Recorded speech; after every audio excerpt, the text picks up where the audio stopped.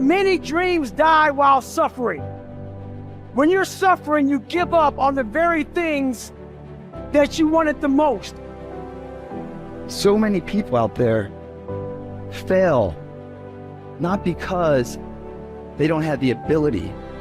It's because they don't have a heart to go through adversity. Now it's the mental game. And that's where people get lost in life, get lost in that next level. So, you know, if you take people, and I've told you this, and you expose them voluntarily to things that they are avoiding and are afraid of, you know, that they know they need to overcome in order to meet their goals, their self-defined goals.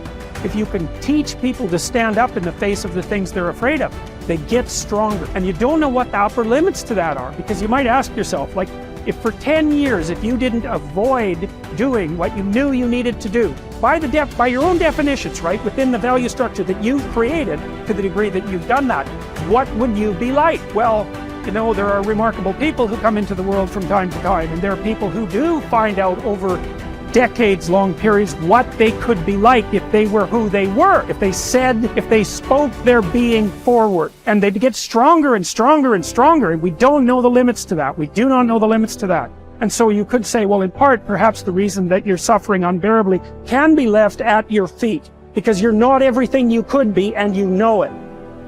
Now, whatever goal you have, you're going to have some opposition, you're going to have some difficulties, you're going to have some challenges, you're going to have your inner conversation telling you can't do it, and you're going to have people picking at you. You got to talk to yourself when you begin to think negative. I don't think I can do that, Les. You can. Why don't you just test yourself? Why don't you stretch, Les? Come on, man. When you start seeing yourself thinking something negative, stop it right quick. Stop yourself. Catch yourselves. When you find yourself getting negative with people that you have allowed to push your buttons, when you find yourself becoming negative about what's happening to you, you've got to affirm to yourself in the process, hey, no, I can make it.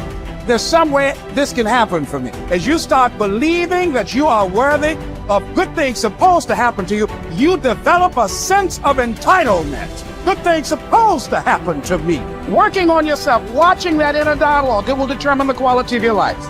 You chase something that you believe you deserve until you get it. And it doesn't matter what happens to you. It doesn't matter how many times you get fired. It doesn't matter how many people don't believe in you. Just go until you get it. Because if you're willing to go through all the battling you got to go through to get to where you want to get, who's got the right to stop you? Nobody. It's your right to listen to your gut. It ain't nobody's right to say no. And you earn the right to be where you want to be and do what you want to do. If you do what is easy, your life will be hard. But if you do what is hard, keep coming back again and again and again. Get up dressed every day, knowing some way, somehow, with a spirit of expectation, I can do this. If you do that over and over and over again, your life will be easy.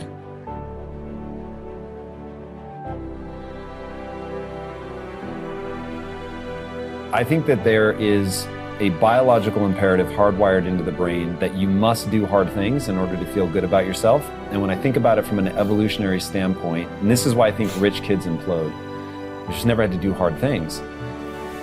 From an evolutionary perspective, I think it was just so hard to stay alive. Like for millions of years, it really was red in tooth and claw. Like to stay alive, you were kill or be killed, you were hunting, gathering, fighting other tribes. I mean, it was just crazy. And the people that were going to survive were going to be the ones that got an emotional, a self-applied emotional reward for doing something hard. And when you do something hard and you recognize it, it needs to feel good. And if it does, then you will keep doing hard things and you're the far more likely to survive than the person who's like, that sucked, there was no redeeming qualities. And so it's just like, when I think about that, because if I were to create a recipe for fulfillment, it's very simple. It's working really hard, doing hard things, to gain a set of skills that allow you to serve not only yourself, but others. That's it. That's the whole recipe. But it really has to be that you had to do something hard. If it came easily to you, it won't give you the sense of respect that you want. Like the stuff that I've gotten more easily in my life, I don't take a lot of pride in. It's always the stuff that I grind out, like through pain and suffering, and I endure. In fact, I want to read you a quote. This is one of my all-time favorite quotes. So here it is. To those human beings who are of any concern to me, I wish suffering, desolation, sickness, ill treatment, indignities. I wish that they should not remain unfamiliar with profound self-contempt, the torture of self-mistrust, the wretchedness of the vanquished. I have no pity for them, because I wish them the only thing that can prove today whether one is worth anything or not. That one endures. We are all chained to fortune. The chain of one is made of gold and wide, while that of another is short and rusty. But what difference does it make? The same prison surrounds all of us, and even those who have bound others are bound themselves. Unless perchance you think that a chain on the left side is lighter. Honors bind one man, wealth another. Nobility oppresses some, humility others. Some are held in subjection by an external power, while others obey the tyrant within.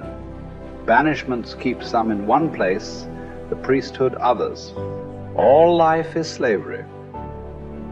Therefore, each one must accustom himself to his own condition and complain about it as little as possible, and lay hold of whatever good is to be found near him. Nothing is so bitter that a calm mind cannot find comfort in it.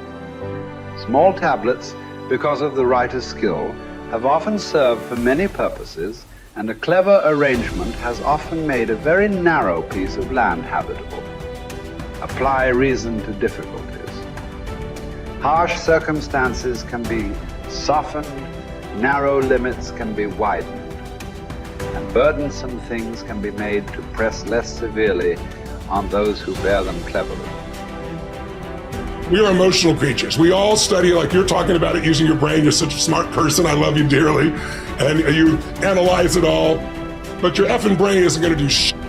What's going to do it is enough emotion. Well, emotion is the power. Emotion is what starts wars. It's what ends wars. Emotion is what gets you married. Emotion is where kids comes from. Divorce is where emotion comes from. Everything that you can think of a major change in humanity, from the most extreme of war to the most gentle of love, all come from human emotion. So it's the mix of emotion. It's like knowing what you want and having the right fuel to get there. And if the fuel has no combustion, you're just bored, you're not going anywhere. If the fuel is total trauma and I'm overwhelmed, you just blow up and go nowhere.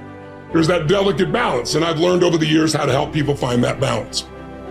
I would ask you to consider something. Please. What you just said is absolutely true. I know you really well, and you know how much I respect and love you personally. And what you've accomplished in your life is extraordinary. What you're continuing to accomplish is extraordinary. But there's an emotional inflection that made you use those things in those moments. It wasn't just those understandings. The emotion made you find the answers, brother. And then you have a really smart mind, you found the answers, figure out how to use it. But there were inflection moments that made you do it. There's a reason why you left your company after building it to $1 billion. It wasn't intellectual. It's emotions. So, but you have developed your mind so much, it's like your right arm, your bicep is really strong, your left one, not quite as much. And I'm inviting you to consider that your left one is your more powerful one, and you've used it in key moments. But it's very protected to use the mind, because we're all afraid to feel a little too much. So the more I can understand it, I put it out here, I can analyze it, I don't have to be in it. But the truth is, where the real impact is when there's enough emotion that gets you to apply the things that you understand intellectually, right? Or find the answer that you didn't even have the answers. You found the answers intellectually because the emotion drove you. So it's really studying what creates that emotion that makes the difference in anybody's life. That's where everything begins and ends, is with emotion. And yet our society is all about up here.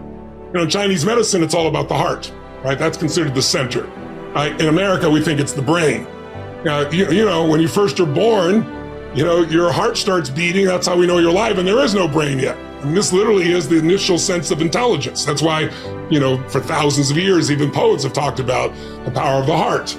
Well, the heart has tremendous power, and there's a biochemical connection between the brain and the heart that I know you know about.